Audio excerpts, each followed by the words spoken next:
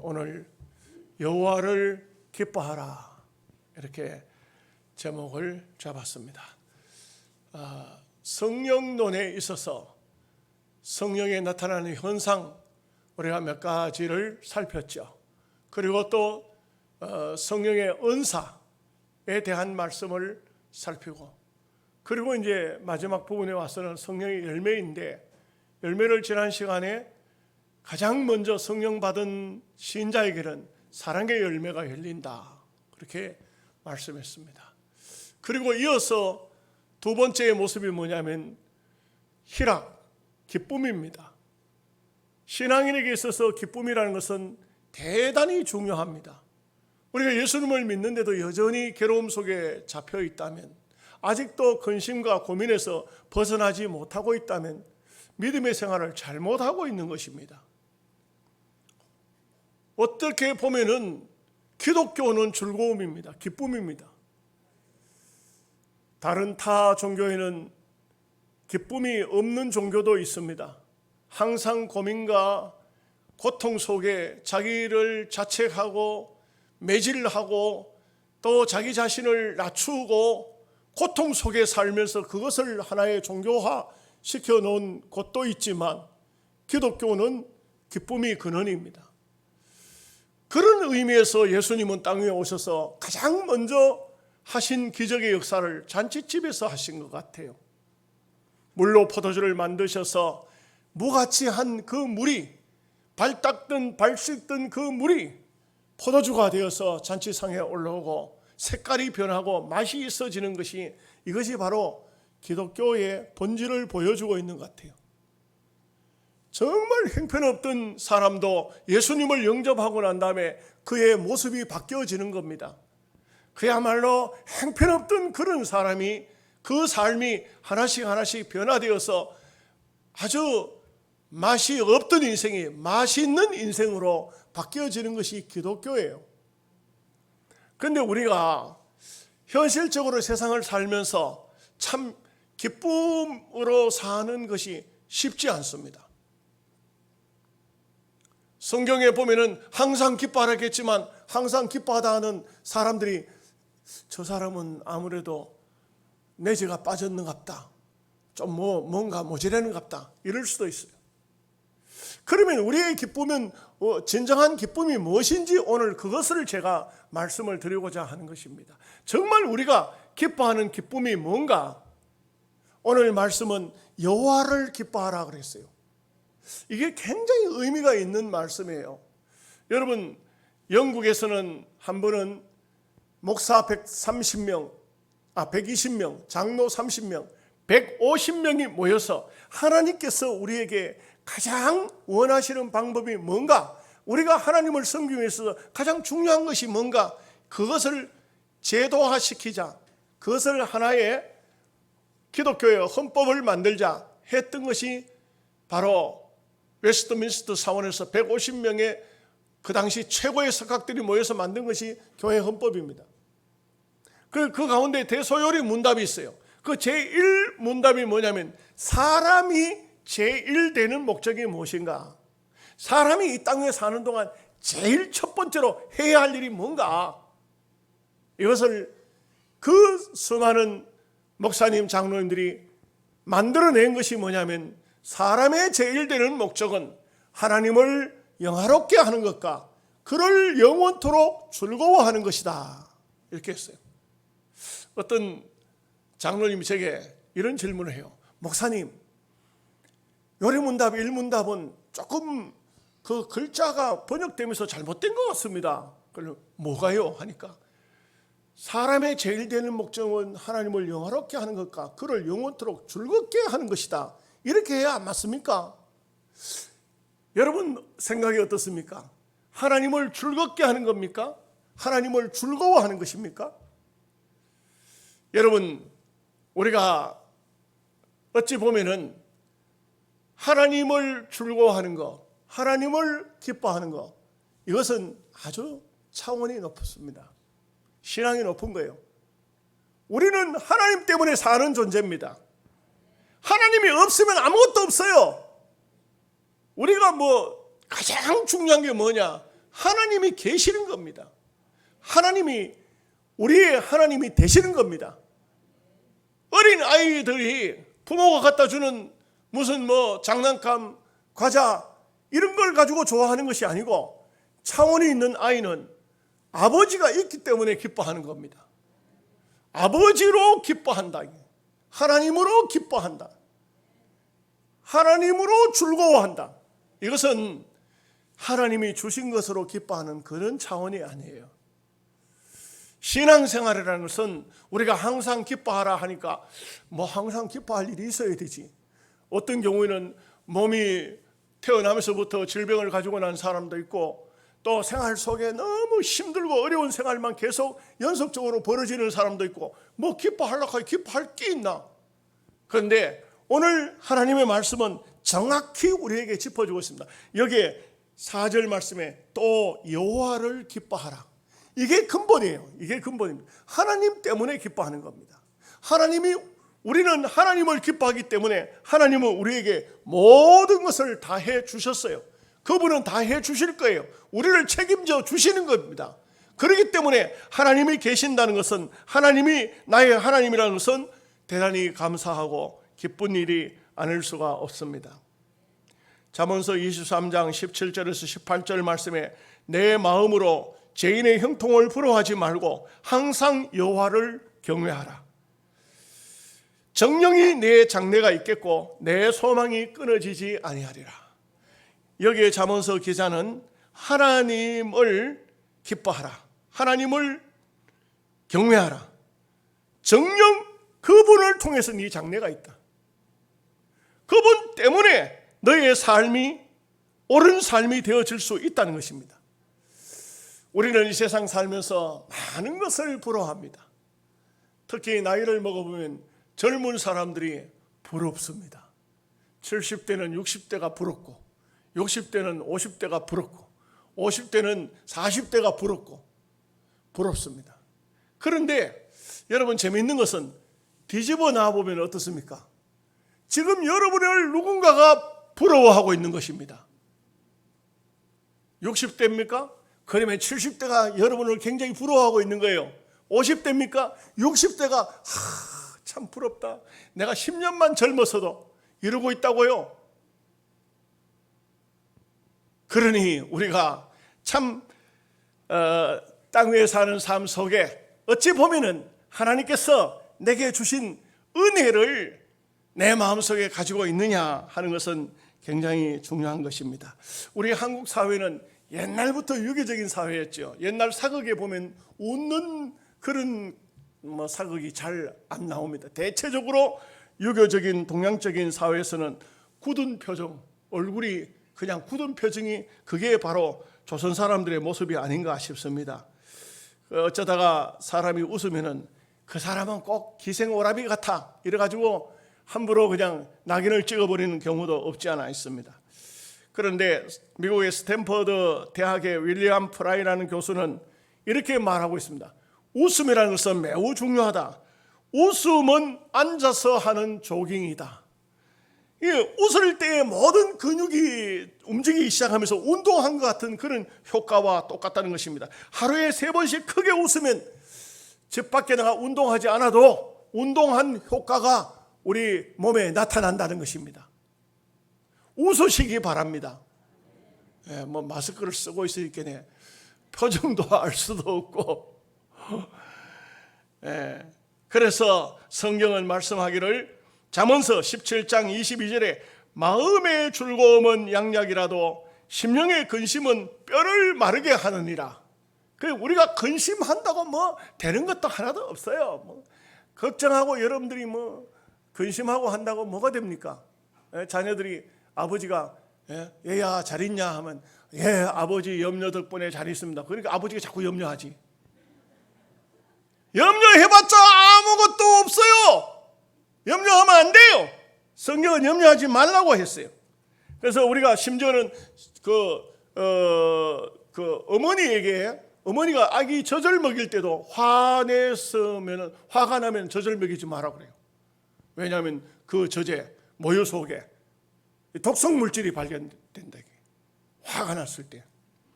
그래서 우리는 땅 위에 사는 삶을 세상 보면서 뭐 즐거워하는 거, 그거는 큰 즐거움이 아니야.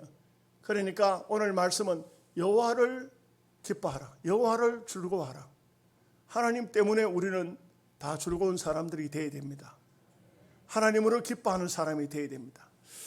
첫째로 여호와를 기뻐하라는 말씀은 창조의 기본 원칙입니다. 하나님께서는 사람을 만들어서 에덴 동산에 두었는데, 에덴이라는 말이 낙원이라는, 낙원이라는 말. 이 낙원이 바로 에덴이요. 그것을 잃어버렸죠. 거기에 아담을 보니까 혼자 있는 것이 쓸쓸해 보여서 배필을 주셨는데 그게 하와라 이거죠. 그래서 부부가 있으면은 하나님이 주신 아름다운 동산에서 기쁨으로 살아갈 수가 있는 것입니다. 그래서 사람들이 먹기에 아름다운 과일들이 주렁주렁 열리고 그 에덴 동산은 너무나도 평화로웠고 너무나도 좋았습니다. 아담이 짐승들의 이름을 지었고 그곳에는 하나님이 함께 하셨기 때문에 얼마나 아름다운 그야말로 에덴이었습니다. 그러나 사탄이 뱀을 통해서 하와를 타락시키고 아담을 타락시켜서 신라원이 된 것이죠. 철학자들은 이 사람이 공부를 많이 하고 머리를 많이 쓰면은, 하나님 없이 머리를 많이 쓰면 이게 문제가 오더라고요. 보십시오.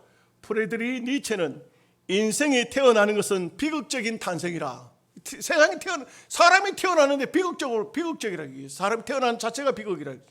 쇼펜하우는 인생은 죽음만이 고통에서 벗어나는 최선책이라. 또 키에르케고르는, 이 사람은 기독교 철학자인데도 불구하고 인생은 죽음에 이르는 병에 걸린 자이다, 이렇게 말을 했습니다.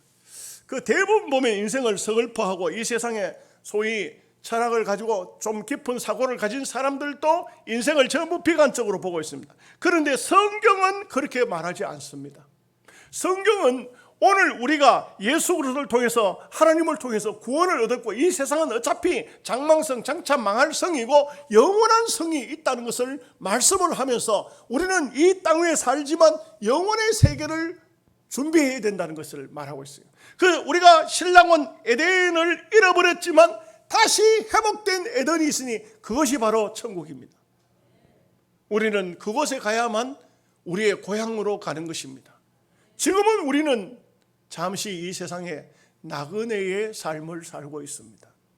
그 나그네의 삶을 살고 있기 때문에 하나님의 창조의 기본 그 세계, 하나님이 창조하신 에덴 잃어버린 신라원을 회복하는 것, 이것이 바로 오늘 우리 성도의 삶이라고 할 수 있습니다. 이 세상에는 진정한 행복이 없습니다. 보세, 저 산 너머 행복이 있다기에,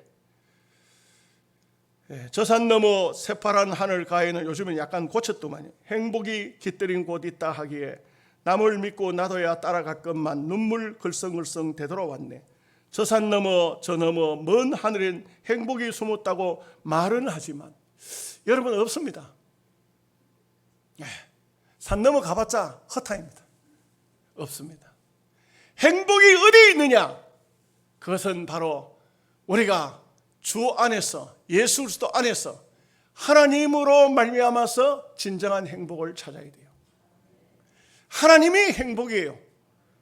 우리가 성경을 통해서 보면 다윗 같은 사람은 왕이 되었지만, 다윗은 굉장한 믿음의 사람이지만, 그러나 그는 여호와는 나의 목자시니 내가 부족함이 없다.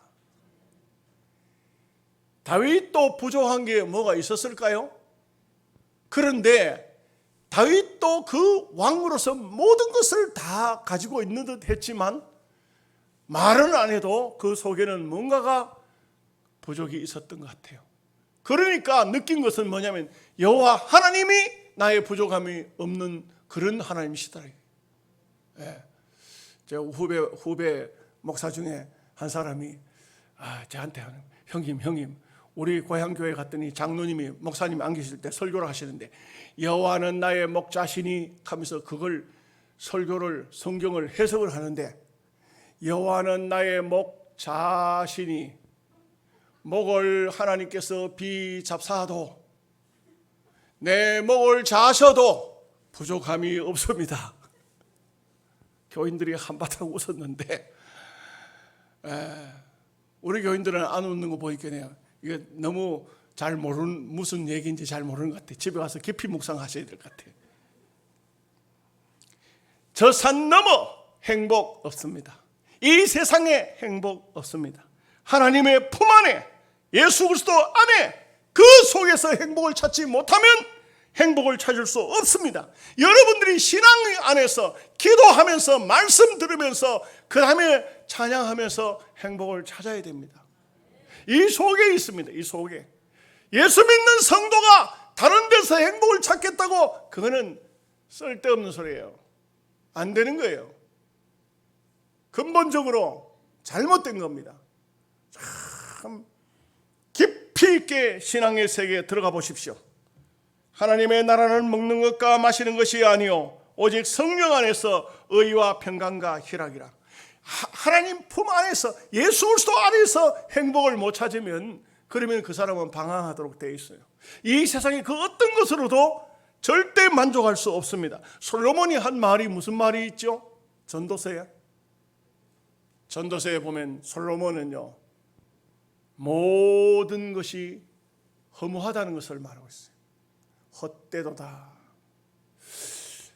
우리가 알기로 최고의 부귀 영화를 누린 사람이 솔로몬으로 알고 있어요. 참 솔로몬은 보면은 그 궁궐을 짓는데 13년 걸렸거든요. 여자를 몇 명이나 갖다 놨냐면 1000명이나 갖다 놨어. 이게 참 상하로 의자를 만들고 거기에 앉고 계단마다 전부 다 문양을 새겼잖아요. 그가 또 지식이 얼마나 높습니까? 참 굉장한 지식을 가지고 있었어요. 그가요, 서바 여왕의 그 싣고 온 금은보화, 어마어마한 금은보화를 싣고 와서 솔로몬에게 갖다가 바쳤잖아요. 솔로몬은 그때 당대로 봐가지고는 최고의 부귀와 영화를 누린 사람입니다. 그러니까 솔로몬이 이렇게 말하잖아요. 내가 눈으로 본 것은 다 취했다. 내가 귀로 들은 것은 다 가졌다. 그래도 강물이 흘러 들어가서 바다를 채우지 못하는 것처럼 내 마음을 채울 수 없으니 이것 또한 헛되구나. 여러분, 절대 이 세상 것은 가진다고 만족할 수 없습니다. 많은 물질을 가져도, 명예와 권세를 얻어도 만족할 수 없어요. 에덴으로 돌아가야 됩니다. 하나님의 품으로 돌아가야 됩니다. 두 번째, 여호와를 기뻐하라는 말씀은 하나님과 함께 할 때입니다. 하나님과 함께하는 삶이 바로 기쁨이라, 이렇게 할 수 있습니다. 세계의 행복한 나라 그 149개국을 따졌을 때 한국은 행복한 나라의 몇 위에 속할까요? 2022년 62위입니다. 경제로 따지면은 10위권 어쩌고 가는데 행복 지수로는 62위로 들어가더라고요. 1위가 핀란드, 2위가 덴마크, 3위가 아이슬란드, 4위가 스위스, 5위가 네덜란드, 이런 식으로 나가는데 한국은 62위. 뭘 가지고 따지는지 잘 모르겠어요. 한국에도 기독교인들이 상당히 많은데 참 불만족한 사람들이 많은 것 같아요. 여러분, 그러나 우리가 이 세상에 물질이나 건세나 명예 때문에 행복을 찾다 할 것 같으면 우리는 찾을 수가 없죠. 우리는 분명히 알아야 되는 것은 에덴 동산에서는 하나님이 계셨기 때문에 행복한 곳이었습니다.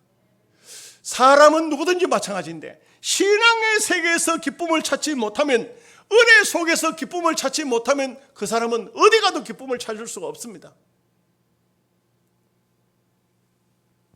폴 라더라는 분은 하나님이 인간을 창조하실 때 마음속에다가 웃음을 넣어 주었는데 웃음을 상실했기 때문에 기쁨이 없다는 겁니다. 웃음이 없다. 우리 웃음이. 병 걸리는 사람이 제일 큰 문제가 안 웃는다. 안 웃어요. 절대 안 웃는 사람이 있어요. 왜 안 웃느냐 하니까, 당신은 왜 안 웃어 하니까 웃을 줄 모른대요. 웃는 근육이 다 굳어버렸어. 그 사람은 자기는 웃는데 다른 사람이 볼 때는 화내는 것 같아. 웃는 근육이 없는 거예요, 얼굴에. 웃어야 돼요. 웃음이라는 것은, 웃음을 되찾는다는 것은 신앙을 회복하는 데 굉장히 좋습니다.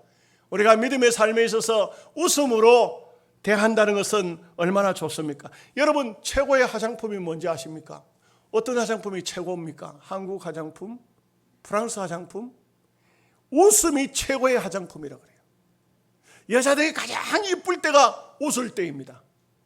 가장 흉할 때가 화낼 때입니다. 거울을 한번 가서 보십시오. 웃으면서 한번 내 얼굴을 한번 보십시오. 참 아름답습니다. 웃는데 아름답지 않은 사람은 아무도 없습니다. 자꾸 웃어야 돼. 무조건 웃어야 돼. 한번 즐거운 마음으로 한번 얼굴에 표정을 한번 지어보시죠. 하나님이 얼마나 기뻐하실까요? 여러분들 보시면서 얼마나 기뻐하실까요? 참 믿음의 자녀들은 다 웃음의 기쁨을 소유하고 있어야 됩니다. 이 세상에는 웃음을 되찾기 위해서, 웃음을 갖기 위해서 별의별 걸 다 하죠. 뭐 코미디를 보고 무슨 영화를 보고 연극을 보고 다 웃어보려고 합니다만, 그러나 진정한 웃음은 하나님으로 와야 진정한 기쁨이요 은혜가 됩니다. 신앙생활에 있어서 하나님의 곁을 떠나는 것보다 더 무서운 것이 없습니다. 시편 51편 11절 말씀에 보면 다윗은 나를 주 앞에서 쫓아내지 마시며 주의 성신을 내게서 거두지 마소서. 범죄하고 난 다음에 하나님과 관계가, 하나님은 우리를 품고 계시지만 죄를 지으면 하나님께 등을 돌리기 때문에 인간 자체가 하나님 쳐다보면서 죄를 못 짓잖아요. 하나님께 등을 돌리는 인생이기 때문에 거기서 얼마나 큰 고통과 아픔이 온다는 것을 알 수가 있습니다. 우리가 하나님을 경외하는 거 얼마나 중요합니까? 잠언서 15장 16절에 가산이 적어도 여호와를 경외하는 것이 크게 부하고 번뇌하는 것보다 나으니라. 크게 부하고 번뇌, 왜 그럴까요? 뭔가 돈을 많이 벌었는데 남을 속이고 거짓말하고 남을 해롭게 하고 물질을 벌었다면 그것은 큰 번뇌가 올 수밖에 없는 것입니다. 그러나 우리는 하나님이 우리와 함께 하시고 하나님과 동행하시고 하나님으로 기뻐하고 하나님으로 감사하고 하나님으로 사는 그 삶은 부유하지 않아도, 높은 자리에 올라가지 않아도 우리가 정결하고 깨끗한 삶을 살면서 우리의 삶 속에서 만족하는 것입니다. 하나님 때문에 만족하는 것입니다. 여러분, 그런 얘기를 많이 하잖아요. 까마귀는 썩은 고기를 파먹어요. 죽은 사체가 있으면 까마귀가 날라옵니다. 독소리가 날라옵니다. 그러나 비둘기는 그런 걸 먹으면 죽어버려요. 우리는요, 하나님 앞에 비둘기와 같은 존재예요. 우리가 얼마나 정결하고 깨끗하게 살아야 될 것인가 하는 것을 말해주고 있죠. 깨끗한 거, 이런 것을 먹어야 돼요. 요양원에 해바라기를 많이 심었어요. 해바라기를 많이 심었는데 어느 날 제가 이렇게 가서 보니까 꽃이 다 피고 난 다음에 이제 막 씨가 있잖아요. 이거 가잖아요. 껍질이 막 참 얼마나 간지. 그래서 이 해바라기의 나무에 쥐가 이렇게 많나, 쥐가 올라가서 해바라기를 까먹나 했더니 비둘기더라고요. 비둘기들이 날라와가지고 제가 어떤 거는 해바라기를 잘라가지고 한번 이렇게 올려놔봤어요. 2개를 올려놨어요. 거기서 하룻밤 사이에 다 까먹었어. 야, 그 참, 그 입을 가지고 어떻게 까먹지 그걸? 여러분들도 해바라기씩 까먹어 보셨어요? 그거 쉽지 않잖아, 그죠? 근데 그거 어떻게 그렇게 까먹는지 몰라요. 그런 정결한 씨앗들만 먹어요. 제가 꽃씨를 뿌리면서 뿌려놔 보니까, 야, 비둘기가요, 앞에도 주워 먹고 뒤에도 주워 먹고. 그래서 내가, 야, 이거 꽃씨 뿌려가지고 비둘기 배불리는구나. 그 꽃씨 같은 거, 씨앗 같은 거, 그런 정결한 것들만 먹어요. 절대 사체를 파먹거나 그러지 않아요. 우리 하나님의 사람은요, 깨끗한 걸 먹어야 돼요. 정결한 걸 먹어야 돼요. 작게 먹어도 깨끗하고 정결한 것을 먹고 정결한 삶을 살고 정결한 그 행위를 가지는 것이 하나님이 거룩하시기 때문에 우리도 거룩한 삶을 살아야 하는 것입니다. 세 번째, 여호와를 기뻐하면 우리의 소원을 이루어 주시겠다, 이렇게 말씀하고 있습니다. 여러분 소원이 뭘까요? 그 소원 가지고 기도하지 마세요. 하나님을 기뻐하시기 바랍니다. 하나님이 무엇을 기뻐하실까? 하나님께 기쁨을 드려야 되겠다. 하나님이 기쁘시면 우리의 소원을 이루어 주신다. 내 의를 정오의 빛같이 나타내 주신다. 하나님께서 우리와 함께 하실 때 하나님을 기뻐하면 하나님께서 우리에게 무엇을 주시지 않겠어요? 우리는 이런 원리를 잘 알아야 됩니다. 로마서 5장 2절 말씀에 또한 그로 말미암아 우리가 믿음으로 서 있는 이 은혜에 들어감을 얻었으며 하나님의 영광을 바라고 즐거워하느니라. 우리는 다른 것으로 기뻐하는 것이 아니고 하나님의 영광 때문에 즐거워하는 겁니다. 여러분들이 찬양하고 기도하고 여러분들이 예배를 드리고 여러분들이 헌금하고 전도하고 봉사하고 하나님이 기뻐하실 것이다. 그것으로 기뻐해야 됩니다. 그냥 사람 눈치 봐요. 나 기분 나빠, 이제 안 할 거야. 이제 실컷 설거지 했더니만 말이지 그릇 하나 깨졌다고 막 얼마나 잔소리하는지. 다시는 안 해. 어떤 목사님이 그랬어요. 야, 이 사람아, 뭐 집안 얘기, 사모님이 그 목회 교회가 조그마한 교회니까 사모님 나가서 일하거든요. 일하고 돈 벌어가지고 먹고 사는데, 근데 막 불평하기를 뭐냐면 밥도 안 해주고 뭐 어쩌고. 자네가 밥 해, 이 사람아. 밥 안 해봤는데 왜 밥을 안 해봤어? 전기밥솥에 쌀 집어넣고 물 붓고 그냥 눌려놓으면 되는데 밥이든 죽이든 될 거 아니야? 뭐 설거지도 안 하거든요. 설거지 자네가 해, 이 사람아. 그랬더니 근데 사모님들도 좀 머리가 좀 깨야 되지. 이 처음 설거지 하는 게 그 오죽 시원찮게 했겠어요? 그러니까 사모님이 와서 보더니 그릇을 뭐 이따구로 닦아놨냐고요. 다시는 닦지 말라고. 그렇게 그 목사 하는 말이, 다시는 안 한다고. 이제 부엌에 다시는 안 한다고. 차라리 배고프면 어디 가서 식당에 사 먹지. 근데 참 어째 보면은 우리가 지혜로운 삶이라는 것은 얼마나 중요한지 몰라요. 우리가 삶에 있어서 사람을 기뻐한다, 하나님을 기뻐한다, 생활 삶을 기뻐한다. 이건 매우 중요해요. 하나님은 우리에게 기쁨의 삶을 살기를 원하시는 것입니다. 어떤 분이요 인터넷에 글을 올렸는데, 여자분이 글을 올린지 남자분이 올린지 잘 몰라도 이런 글이 있더라고요. 상당히 참고하면 좋겠다. 내가 글을 읽다가 보니까 이런 글이 나와서 특별히 우리 남자분들 좀 장로님들 잘 들어보세요. 진짜 장로님들 잘 들어야 돼요. 첫째, 키 작은 남자는 용서할 수 있어도 배 나온 남자는 용서할 수 없다. 심각합니다, 그죠? 두 번째, 과거가 있는 남자는 용서할 수 있어도 미래가 없는 남자는 용서할 수 없다. 그것도 맞는 것 같아요. 뭐 옛날 과거 뭐 자꾸 따진들 뭐 하겠어요. 근데 미래가 없으면 안 돼요. 오리탕을 좋아하는 남자는 용서할 수 있어도 오리발을 내미는 남자는 용서할 수 없다. 솔직하게 좋은 것 같아요. 사실대로 털어놓으세요. 오리발 내밀지 마시고요. 머리카락이 없는 남자는 용서할 수 있어도 머리에 든 것이 없는 남자는 용서할 수 없다. 머리에 아무것도 안 들어있으면 이것도 보통 심각하게 안 해요. 책을 읽지 않는 남자는 용서할 수 있어도 책 살 돈이 없는 남자는 용서할 수 없다. 돈도 좀 있어야 되는가 봐요. 그 다음에는 말을 잘 못하는 것은 용서할 수 있어도 썰렁한 얘기를 하는 것은 용서할 수가 없다. 그것도 맞는 것 같아요. 참 어째 보면은 우리가 땅 위에 사는 삶을 하나님의 은혜로 지혜롭게 살아간다는 것은 대단히 중요한 것 같습니다. 그렇기 때문에 우리는 땅 위에 사는 삶을 하나님 보실 때 아름다운 삶을 살기 위해서 하나님과 더불어 살고 하나님이 내 마음의 소원을 이루어 줄 것으로 생각해서 하나님 한 분으로 만족하는 삶을 살아야 됩니다. 시편 100편 1절에서 2절 말씀에 온 땅이여 여호와께 즐거이 부를지어다. 기쁨으로 여호와를 섬기며 노래하면서 그의 앞에 나아갈지어다. 우리가 이 땅 위에 사는 삶 속에 가장 중요한 게 뭐냐? 예배입니다. 예배보다 더 중요한 것이 없습니다. 그래서 우리가 하나님을 기뻐하는 삶이 어떤 삶일까요? 하이든 유명한 작곡가, 그는 그런 말을 했습니다. 나는 작곡할 때 늘 하나님을 생각한다. 그렇게 하면 내 마음에 기쁨이 솟아오른다. 그리고 악보의 음이 춤추는 것 같고 내 마음도 기쁨으로 충만해진다. 이게 뭔가 달라도 뭔가 다릅니다. 참 우리가 땅 위에 사는 삶을, 여호와를 기뻐하는 삶을 살면, 그러면 그것으로 만족한 줄 알아야 돼요. 까마귀나 독수리가 파먹는, 사체 먹는 너희들은 고기를 먹어서 배부르겠구나, 너희들은 맨날 고기 먹어서 좋겠구나, 부러워하지 마세요. 비둘기처럼 우리는 정결하고 깨끗한 것을 먹고 깨끗한 삶을 살고, 풀만 먹더라도 우리는 하나님으로 만족하는 삶을 하나님은 원하고 계시는 것입니다.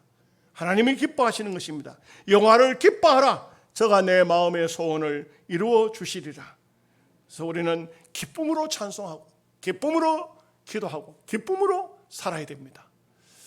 참 사람과 사람 관계는 묘하더라고요. 네. 제 집사람 형제간이 여섯 명인데 가족방을 만들었어요. 가족방. 가족방을 만들었는데 제일 막내 동생이 좀 아파요. 아픈 동생이 글을 써 올렸어요. 기도해달라 뭐 이런 글을 쓰는데, 그 집사람이나 위로 또 언니가 있어요. 아들 셋, 딸 셋이니까. 그러니까 그 이제 모두가 다 위로합니다. 위로하는데 제가 이 충격적인, 깜짝 놀라게, 우리 가족의 이야기니까 어디가 소문내지 마이세요. 옳게 천한 부인 밤늦은 시간에 문자 올린다고, 난 스트레스 받아서 잠 못 자는 예민하기 때문에 이런 걸 밤늦게 올리지 말라고, 쓰지 말라고. 깜짝 놀랐어요. 야, 딸도 여자도 시집 오면 그 집 가족이잖아요. 맨 그 집 딸이죠. 법적인 딸하고 친딸하고 다르더라고. 야, 진짜 다르대. 여러분들, 오늘 우리가 신앙생활에 있어서도 정말 하나님이 기뻐하시는 사람이 누군가, 하나님이 이뻐하는 사람이 누군가, 하나님을 기뻐하고 하나님의 기쁨으로 함께 기쁨을 나누는 형제 자매를 기뻐할 수 있는 여러분들의 신앙, 여러분의 믿음이 되어서 하나님께 영광 돌리시기를 주의 이름으로 축복합니다. 아멘. 기도하겠습니다. 하나님 아버지, 감사합니다. 오늘 여호와를 기뻐하라, 그가 내 마음의 소원을 이루어 주시